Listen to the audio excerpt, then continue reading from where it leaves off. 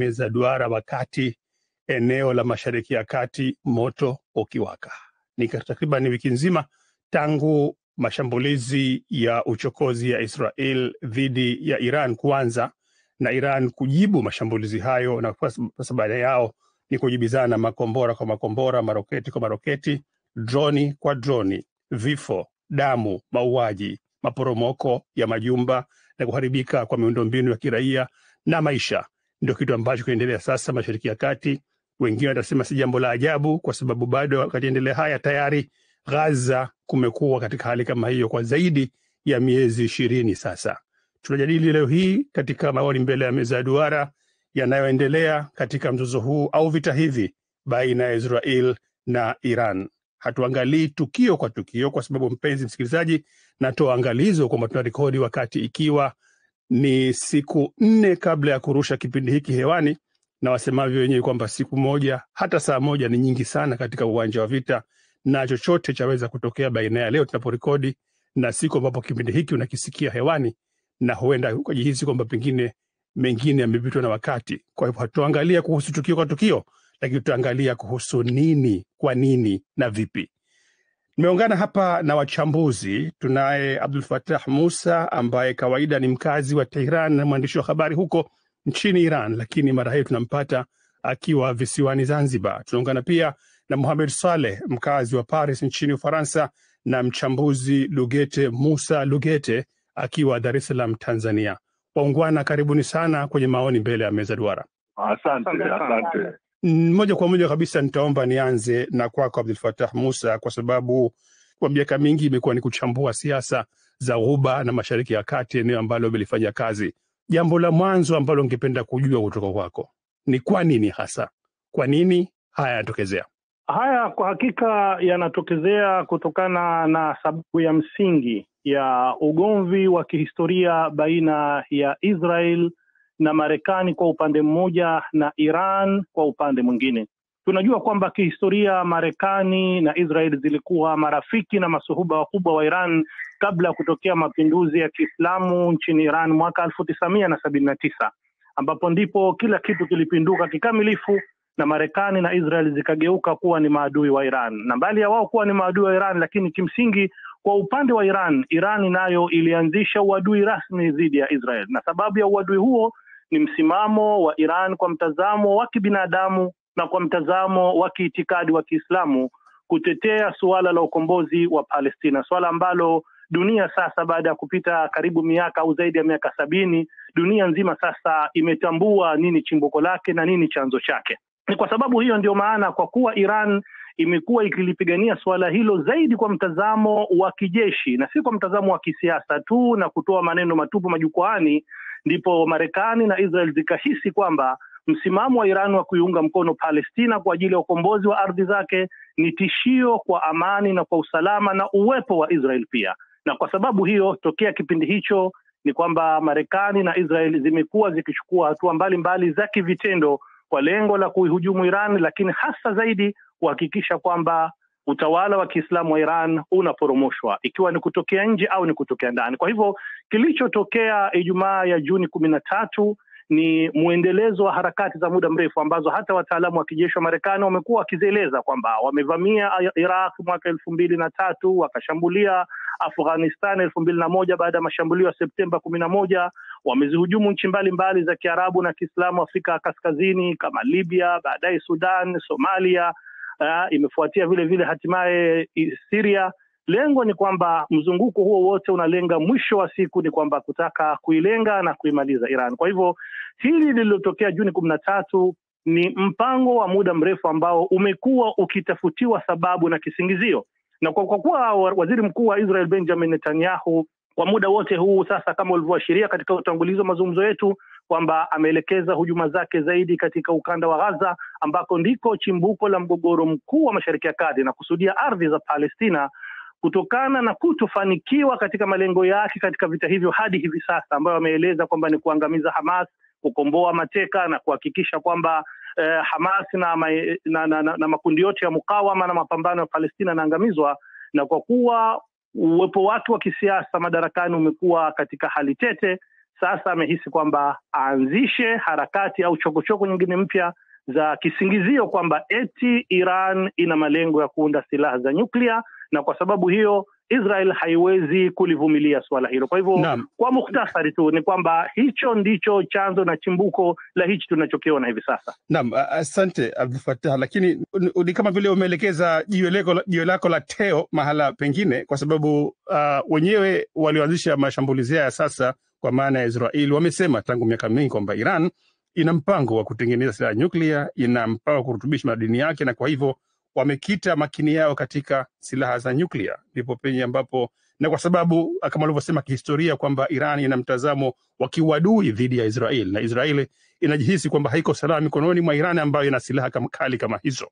Lakini umetutangulia kutuambia kwamba sababu kuu ni Palestina, sababu kuu ni mwendelezo wa kuziporomoa dola na mataifa ya Kiislamu, Iraq, Afghanistan, Libya, Somalia, Syria, na pengine sasa ndio taifa la mwisho ni Iran ambalo linaandamwa. Kwa nini unaunganisha vitu hivi wakati wazi kabisa waliovamia wanasema kwamba lengo lao ni kuizuia Iran isiwe tu na silaha za nyuklia? Kimsingi ni kwamba lengo hasa ni kuisambaratisha Iran. Suala la nyuklia, kwa bahati mbaya, labda kwa faida ya wasikilizaji wetu, ni kwamba suala la nchi iliyojiunga au nchi ilikuwa ni mtiaji saini wa mkataba wa kutokomeza na kuzuia uundaji wa silaha za nyuklia NPT, ambapo Iran ni mwanachama wa mkataba huo, na kinyume chake Israel haijatia saini mkataba huo, ni kwamba nchi hizo kisheria zina haki ya kurutubisha madini ya urani kwa ajili ya kufaidika na nishati ya nyuklia kwa matumizi ya amani, ikiwa ni katika masuala ya tiba, masuala ya kilimo, na vile vile hata katika kuzalisha nishati ya umeme. Na hilo ndilo jambo ambalo Iran imekuwa ikilifanya, kwa sababu Iran imenyimwa haki hiyo ya kusaidiwa na mataifa makubwa hasa ya magharibi ambayo yana uwezo mkubwa wa teknolojia ya nyuklia kuweza kufaidika na teknolojia hiyo ya kurutubisha madini ya urani.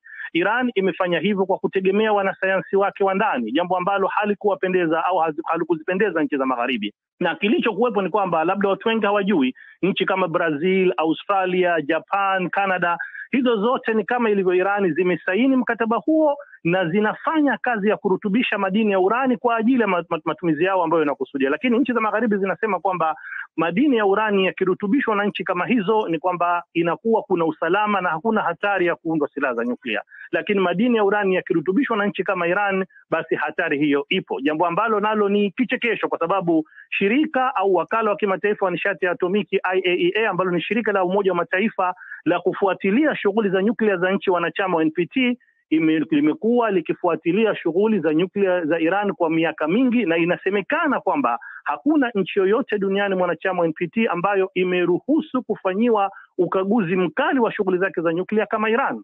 Na tusisahau bwana mwenyekiti kwamba 2015 Marekani hii wakati wa serikali ya Barack Obama, pamoja na madola mengine makuu ya magharibi na nchi nyingine wanachama wa Baraza la Usalama la Umoja wa Mataifa, yani Urusi na China, zilitia saini makubaliano rasmi ya kimataifa yaliyotambuliwa na Umoja wa Mataifa ya kuhakikisha kwamba Iran itaendelea kurutubisha madini ya urani, lakini na wakati huo huo itakuwa chini ya usimamizi mkali, mkabala wake kuondolewa vikwazo vya kiuchumi ambavyo vimekuwa muda mrefu na vimeumiza sana uchumi wake. Rais Trump alipoingia madarakani 2015, akaja akaamua 2016 akaja akaamua kuyakataa na kuyavunja makubaliano yale, na ndiyo chimbuko la haya tunaona hivi sasa. Kwa hivyo hili suala la kusema kwamba hofu ni Irani kuunda silaha za nyuklia ni kisingizio ambacho nadhani hata walimwengu wote sasa wanaelewa kwamba hii ni kisingizio tu cha kutaka kuihujumu Iran. Naam, asante Abdul Fattah Musa, tutakuwa nawe tena muda mfupi ujao. Wacha niende Paris kwako Mohamed Saleh. Ufaransa, nchi ulio ni miongoni mwa mataifa yanayoitwa yaliyoendelea, makuu ya kundi la G7, nchi ambazo zimeendelea kiviwanda, ambalo punde hivyo wakati tunatoka kipindi hiki yamemaliza mkutano wake nchini Canada na yametoa kauli ya kuunga mkono kwanza kile ambacho kimefanywa au kinafanywa na Israel na kujishadidia kauli ya muda mrefu kwamba kamwe Iran haitoruhusiwa kuwa na silaha za nyuklia. Haki ya Israel kujilinda ndio kama vibwagizo vya kauli za hawa wanaunga mkono kinachofanywa na Israeli katika mzozo huu. Hii inamaanisha kwamba mkono ambao unaipiga Iran au unapiga na Iran hivi sasa ni wa Israel, lakini uwezeshaji wa vita vyenyewe vyote unatoka katika mataifa yote ya Magharibi?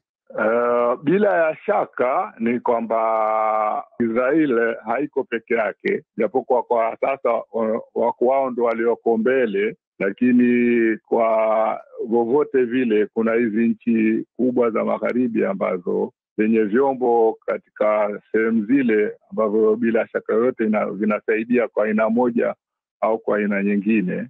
Rais wa Ufaransa Macron hivi karibuni alisema kwamba ikiwa Israeli itawataka au itawaomba kuwasaidia katika kuyaporomosha makombora ya Iran, wako tayari kufanya hivyo. Maneno aliyokuwa akisema bwana Trump yanaonyesha wazi kwamba wao wamo katikati ya hii nani, kwa sababu anasema hivi, kasema kwamba hivi sasa wanaidhibiti anga ya Iran. Kwa hivyo ina maana kwamba wamo vitani bila ya kujitokeza, japo kwa pengine hawajaingia bado kwa kutumia vyombo vyao, kwa sababu kwa mfano kuweza kubomoa hasa hizi miundombinu ya nyuklia ya Iran, Israeli haina uwezo wa kufanya hivyo peke yake.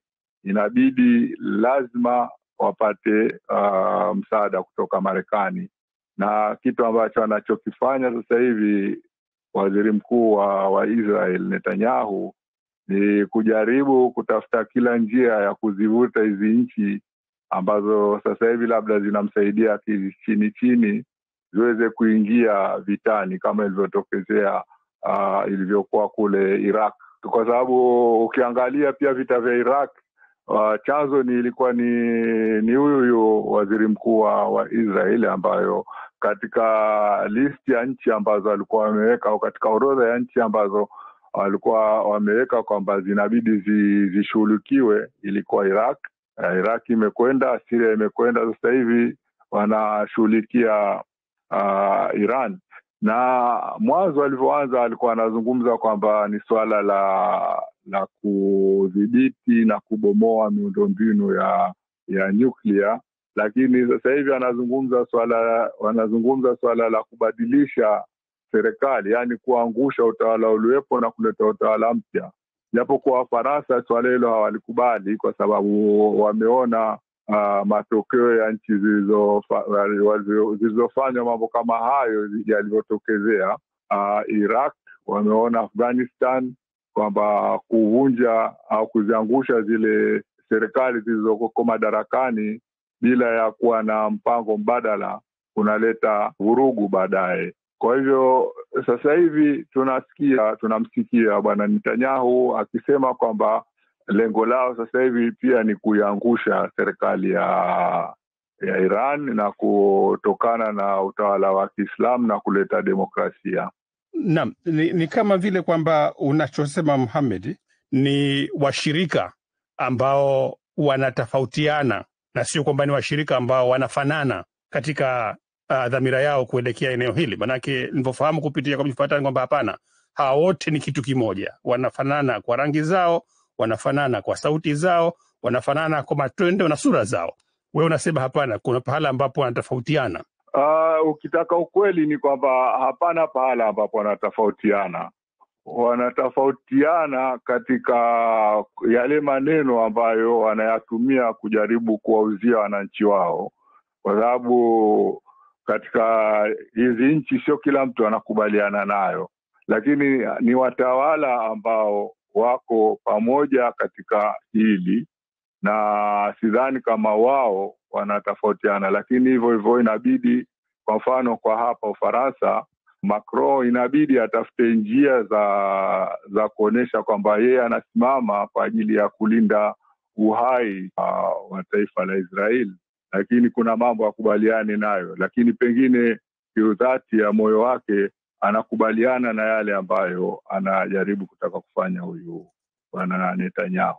Tizama yale yatokea toka nyuma huko mpaka hivi leo, kinachofanyika sasa hivi ni kutaka kuhakikisha kwamba hakutokuwa na utawala au nchi ambayo itakuwa na nguvu ya kuizidi Israel. Na mimi sidhani kwamba baada ya Iran, sababu hapa wanazungumza kwamba Irani labda pengine inaweza ikaporomoka ikiwa Marekani itaingia vitani. Kwa hivyo sidhani kama baadaye huyu bwana atasimama hapo. Kwa hiyo hizi nchi nyingine ambazo sasa hivi zimekaa kimya kama kina Saudi Arabia na wengine, inaweza ikawa pengine baadaye ikawa zamu yao, sio?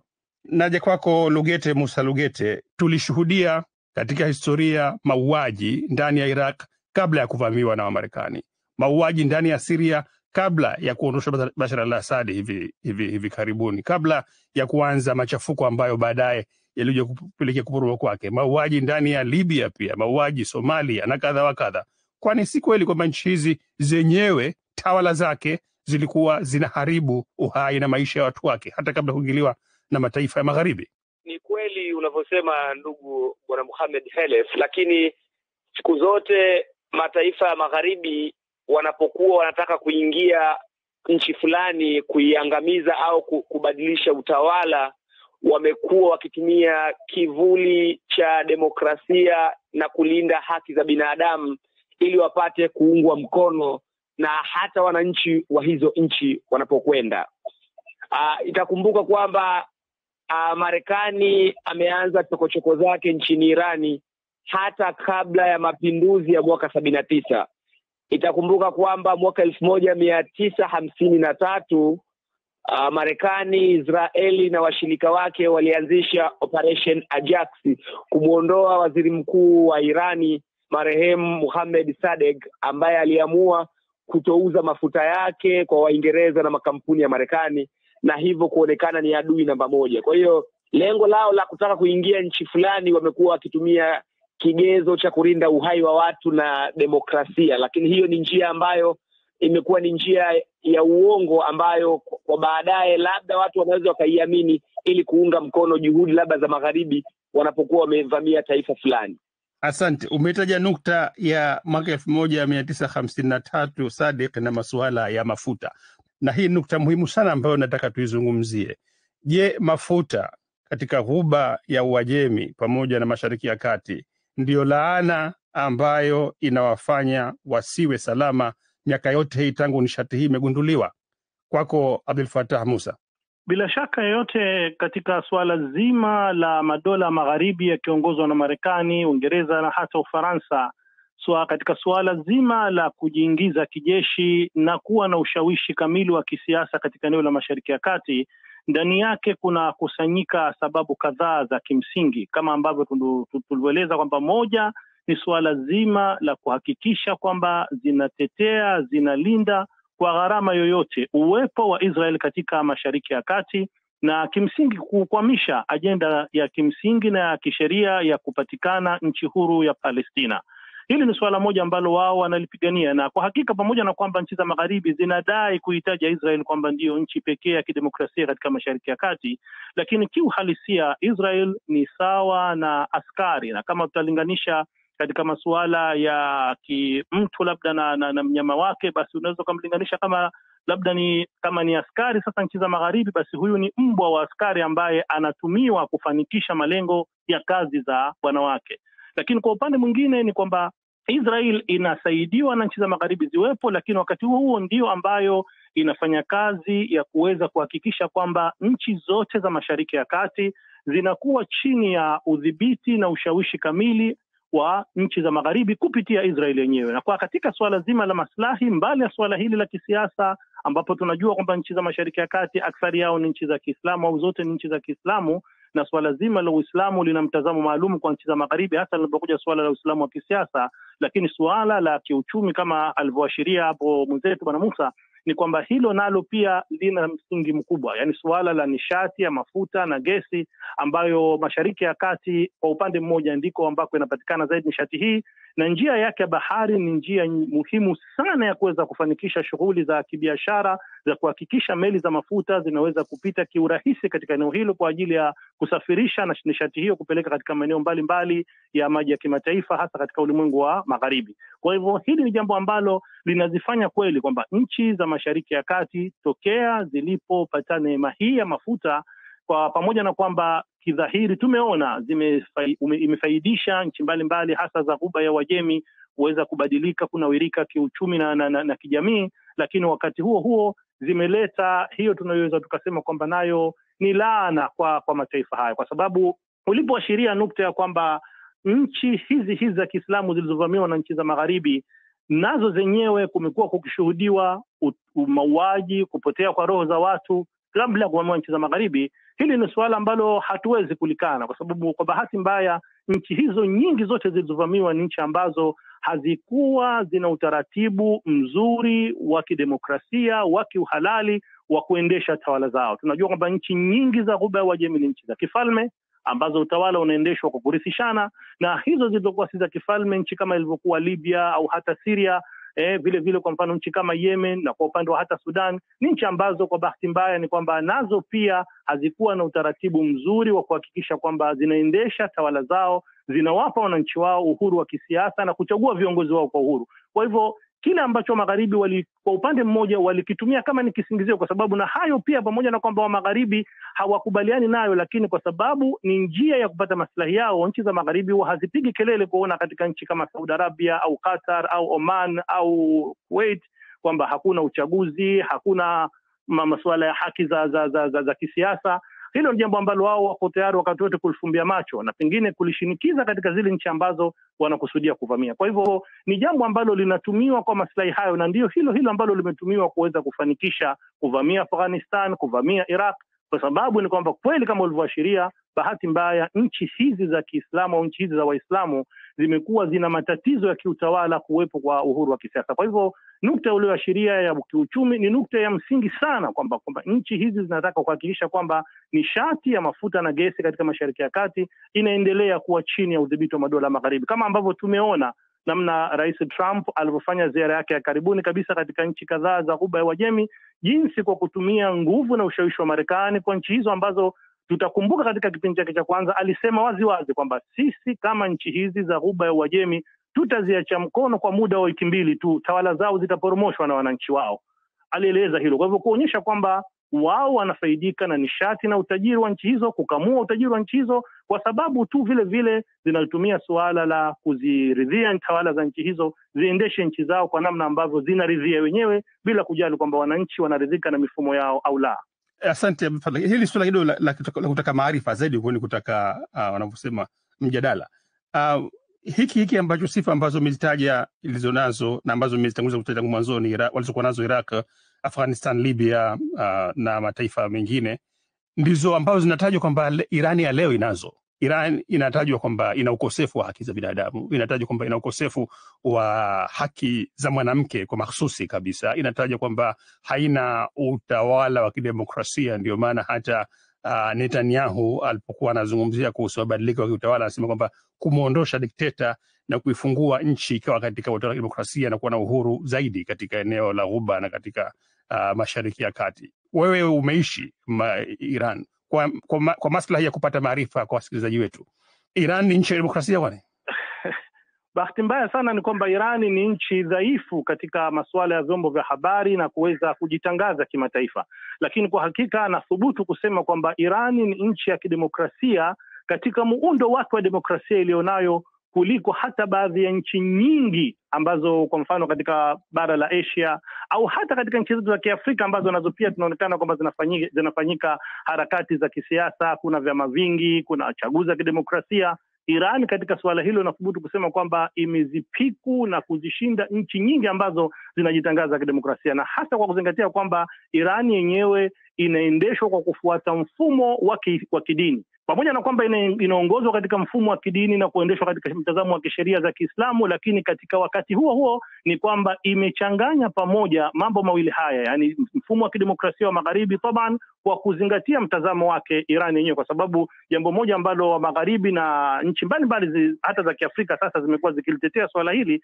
kueleza kwamba si lazima kila nchi ifuate ule mfumo ule ambao wa demokrasia magharibi, kama ambavyo tunajua kwamba ikiwa Marekani ina mfumo wa demokrasia ya rais, Uingereza nayo ina mfumo wa demokrasia ya mfumo wa kibunge kwa kuwa na mfumo wa utawala wa waziri mkuu, pamoja na kwamba wakati huo Uingereza hiyo ina mfalme na mfumo wa kifalme. Kwa hivyo suala la demokrasia ambalo kwanza Iran imeonyesha mfano kwa mataifa mengine kwamba hakuna ulazima kwamba kila kilichofanywa magharibi nchi nyingine nazo zifuate kama lilivyo. Unaweza ukaangalia lile ambalo la magharibi linaendana na mfumo wenu wa kijamii na kidini na kiutamaduni, mkafuata kile ambacho mnakihisa mkubaliana nacho, hamukifuati. Kwa hivyo kama hayo madai wanayosema kwamba Iran hakuna demokrasia, Iran inashuhudiwa kwamba kila baada ya miaka minne Iran inafanya chaguzi, na kila baada ya miaka minne mifumo au tunaweza tukasema kwamba mirengo yenye mielekeo tofauti ya kisiasa Iran inaingia madarakani.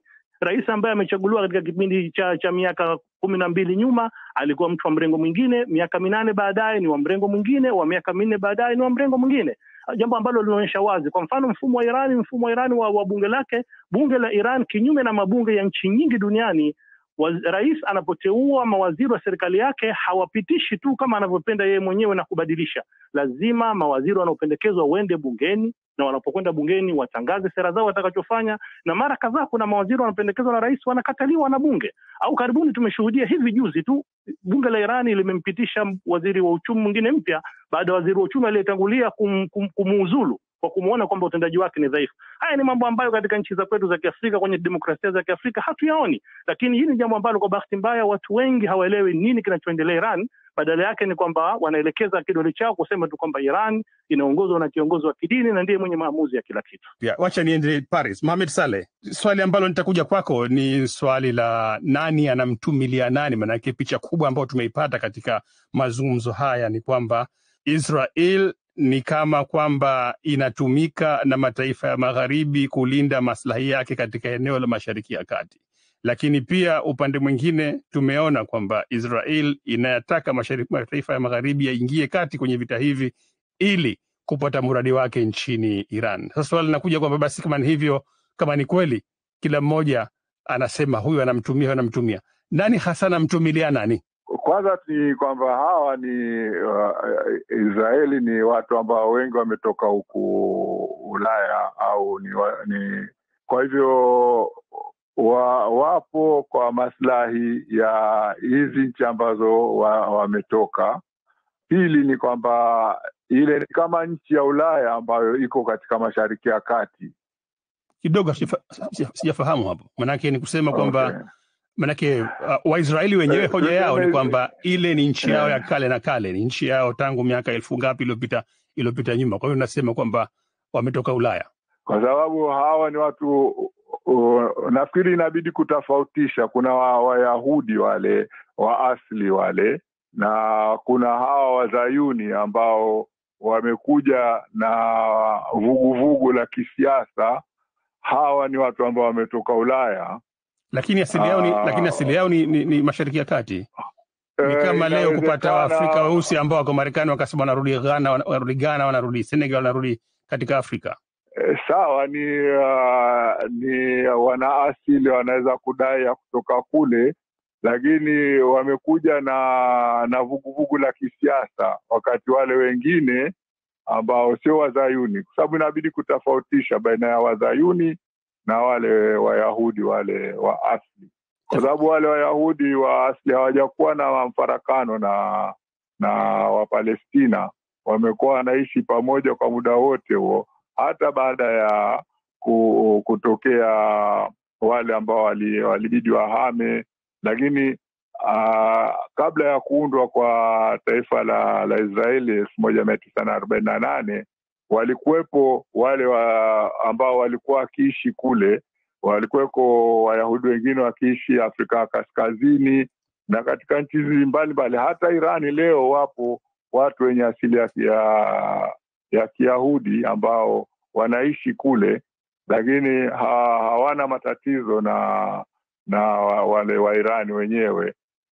Watu wenye walokuja na matatizo ni ili vuguvugu la Wazayuni ili ambao ndo wao watu ambao wamekuja na sera za kutaka kuteka majimbo na sehemu mbalimbali za Palestina. Hawajaridhika na lile eneo walilopewa na Umoja wa Mataifa 1948, lakini lengo lao sasa hivi ni kuzidi kwa sababu mpaka sasa hivi Israeli haina kusema mipaka kama nchi nyingine zozote. Mipaka ambayo wanatakiwa kuheshimu ni ile mipaka ambayo wamepangiwa na Umoja wa Mataifa 1948, lakini sasa hivi ukiangalia 67 wamechukua bado maeneo na wanazidi kuchukua maeneo mengine. Sasa hivi wako kwenye ukingo wa magharibi wa mto Jordan, wanajaribu kuchukua pia maeneo, na sasa hivi lengo lao pia kuchukua Gaza. Kwa hivyo kwa mfano, kwa nini haya mapigano yameanzishwa sasa hivi? Ni kwa sababu kulikuwa kumetokea vuguvugu kubwa duniani la kutaka vita vya Gaza vimalizwe na hali ya amani irudi. Kwa hivyo kitu ambacho amefanya waziri mkuu wa Israeli ni kujaribu kufungua mapambano sehemu nyingine ili watu wasahau yale yanayotokezea Gaza.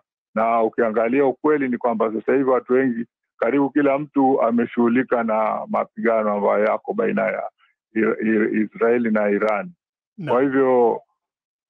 Kwa hivyo hiyo ni moja katika kwa hili ninavyohisi kwamba Israeli wanawatumia sasa hivi nchi za magharibi. Lakini pia ukiangalia unaweza ukasema pia Trump amemtumia pia Netanyahu ili labda kudhoofisha Iran, na waweze katika watakapokwenda kwenye meza ya mazungumzo Iran iende kuzungumza ikiwa imedhoofika. Tena kwako Abdul Fattah Musa, tuelekee mwisho wa kipindi chetu. Wewe ni mkazi wa muda mrefu wa Iran, unatokea Afrika Mashariki na unayaona mambo yanavyokwenda katika jicho la kilimwengu, na pia mtu ambaye anaishi ndani ya nchi ambayo saa hizi ipo katika mtafaruku huu. Unadhani kwamba kuna njia yote ile ya kutoka salama? Njia ya kutoka salama kwenye mgogoro huu ipo, lakini kwa sasa ninavyoiona imefikia kwenye hali ya mkwamo, na sababu ya mkwamo ni kwamba kile ambacho kilikuwa ni chanzo cha mgogoro huu, yani msimamo wa rais wa Marekani Donald Trump, kwa sababu pengine na hili pia wasikilizaji wetu wanaweza kuwa pengine baadhi yao wameghafilika nalo, ni kwamba rais Trump alitangaza awali kwamba anataka kufanya mazungumzo ya ana kwa ana na ya moja kwa moja na Iran ili kulitatua suala hili la nyuklia, ili kuhakikisha kwamba Iran haiundi silaha za nyuklia, haimiliki silaha za nyuklia. Na akatoa muhula wa siku 60 ambazo alisema kwamba ndani ya siku hizi Iran kwanza ikubali kukaa kwenye meza mazungumzo na Marekani, na pili, ndani ya muda huo ihakikishe kwamba inafikia makubaliano na Marekani. Vinginevyo baada ya hapo hali itakayoweza kutokea Iran isipokubali hayo itakuwa ni hali mbaya kwa Wairan. Alitamka wazi hilo. Sasa kilichoshuhudiwa ni kwamba katika hatua ya mwanzo kupitia mwakilishi wake katika Mashariki ya Kati Steve Witkoff, walitamka yeye mwenyewe rais Trump, bali zaidi mwakilishi wake, kwamba katika mazungumzo hayo Marekani iko tayari kuona kwamba Iran itaweza kurutubisha urani kwa kiwango cha 3.5 ambacho kinaiwezesha kutumia nishati ya nyuklia kwa malengo ya amani, jambo ambalo ndilo lililokuwepo katika makubaliano ya nyuma ya nyuklia. Hiyo ndio kauli ambayo walitoa mwanzo na iko wazi inajulikana. Lakini baada ya waziri mkuu wa Israel Netanyahu kuanza kutoa mashinikizo, yeye mwenyewe na rais wa Marekani Trump wakabadilisha kauli, wakaja na msimamo huu wa kusema kwamba katika mazungumzo yao na Iran ni mstari mwekundu Iran kuweza kurutubisha madini ya urani, bali ni mstari mwekundu Iran kuendelea kuwa na mpango wa nyuklia, lazima ivunje kikamilifu mpango wake huo. Na Iran nayo ikasema kwamba suala la kurutubisha madini huo ni mstari mwekundu kwake. Kwa hivyo tulichoshuhudia ni kwamba baada ya kumalizika siku 60 alizotoa rais Trump, siku ya 61 ndipo Israel ilipochukua hatua ya kuishambulia kijeshi Iran, na msimamo umekuwa ni huo kwamba Iran isirutubishe urani, ivunje mpango wake wa nyuklia. Sasa kwa kuwa Iran mpaka sasa msimamo wake umekuwa ni ule kwamba haiko tayari kuachana na mpango wake wa nyuklia na haitakubali kwamba isirutubishe yenyewe madini ya urani kwa ajili ya nishati ya nyuklia, ikiwa mvutano huu utabaki kuwa uko pale pale, hofu ni kwamba huenda vita hivi angamizi, vita hivi haribifu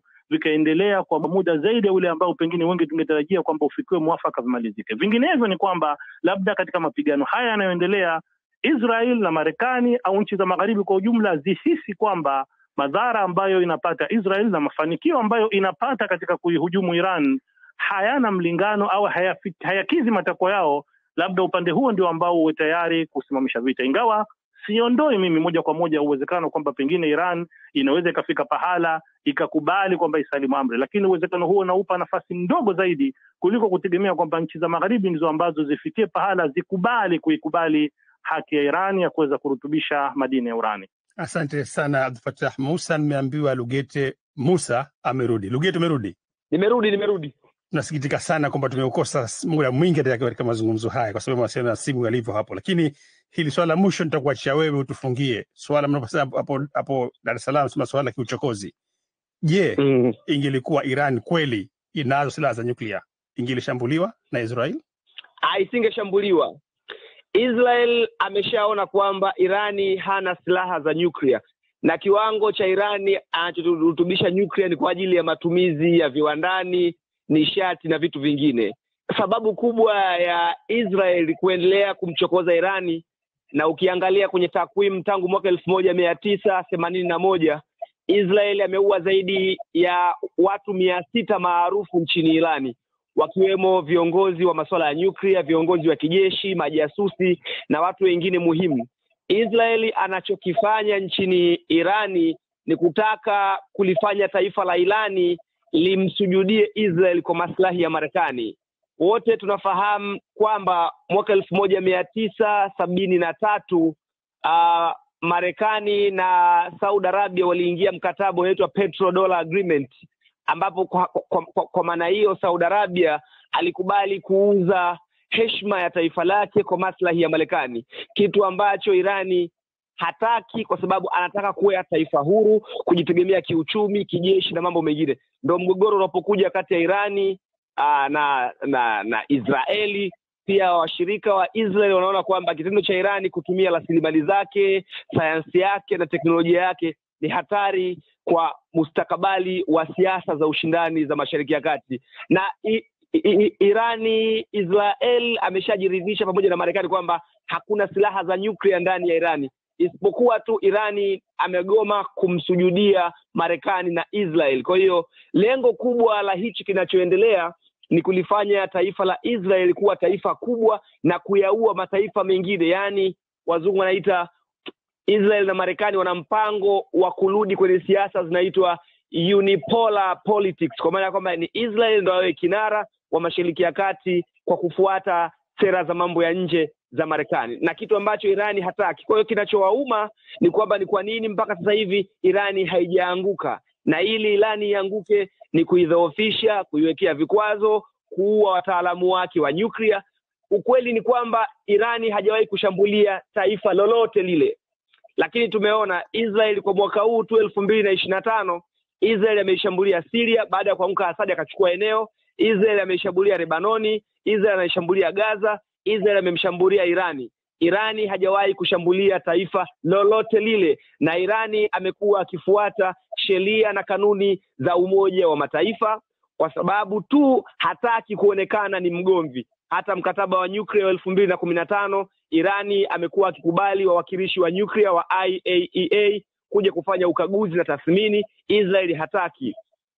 Naam. Irani amekuwa akifanya yote kwa ajili ya kufuata itifaki za Umoja wa Mataifa, lakini Israeli anashambulia nchi nyingine, anaua viongozi. Umoja wa Mataifa uko kimya, Umoja wa Ulaya hausemi lolote kwa sababu tu Israeli yupo kwa ajili ya kulinda maslahi na mambo ya Umoja wa Ulaya pamoja na Marekani. Na mpenzi msikilizaji wa kauli ya Lugete Musa Lugete, mchambuzi kutoka Dar es Salaam, Tanzania, tunahitimisha mazungumzo yetu ya leo kwenye maoni mbele ya meza duara, ambapo tumeuangalia mzozo ambao unaendelea sasa katika eneo la Ghuba na Mashariki ya Kati, vita kati ya Israel na Irani. Kipi kitajiri? Nabakia swala kusubiri na kuona. Naitwa Mohamed Khelef, na kushukuru sana kuungana nasi. Nashukuru pia waungwana washangiaji wetu